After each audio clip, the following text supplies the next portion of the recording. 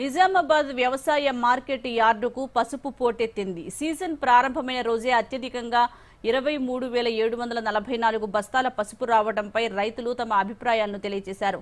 పసుపు పంటకు మద్దతు ధరలు లభిస్తుండటం ఆనందంగా ఉందని రైతులు హర్షం వ్యక్తం చేస్తున్నారు. క్వింటాలుకు 10,000 రూపాయలకు పైగా ధర పలుకుతోందని అన్నారు. కేంద్ర ప్రభుత్వం నిజామాబాద్ జిల్లాకు పసుపు బోర్డు ప్రకటించడం వల్లే గత ఏడాది కంటే ఎక్కువ శాతం మంది రైతులు పసుపు పంట పండించారని అన్నారు.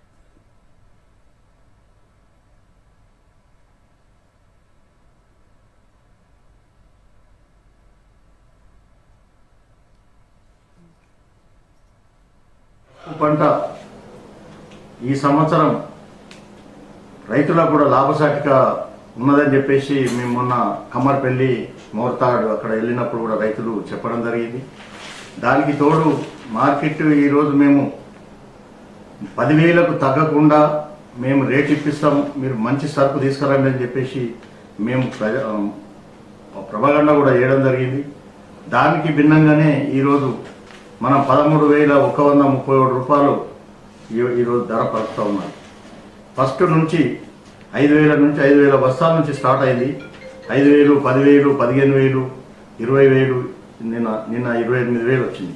కమిటీ మేము అందరం కూర్చొని ఒక కటాఫ్ డేట్ అన్నది ఫిక్స్ చేసినాం. గతంలో ఈ కటాఫ్ డేట్ అన్నది ఏమీ ఉండకపోయేది.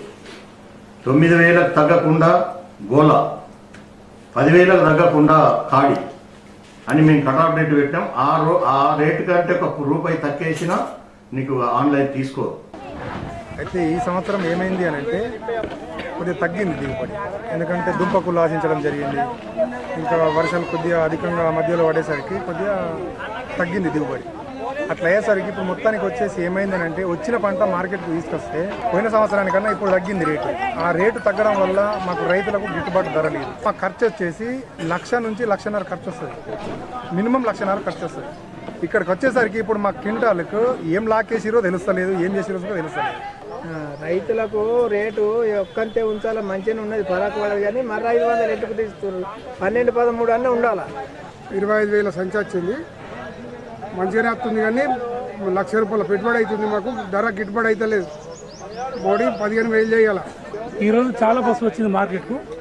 కానీ ఇక్కడ స్థిరంగా కొమ్ముకు 10,000, మండకు 9,000 అని అంటున్నారు. అంత తక్కువ ధర బీటీ అవుతుంది అంటున్నారు. కానీ ఒక రైతు సుమారు 1,00,000 రూపాయలు ఖర్చు పెడుతుంటారు. ఎకరాన 1,00,000 ఖర్చు పెడుతుంది. కాబట్టి ఈ 10,000 అన్నది ఇది రెండోది. మినిమం 15,000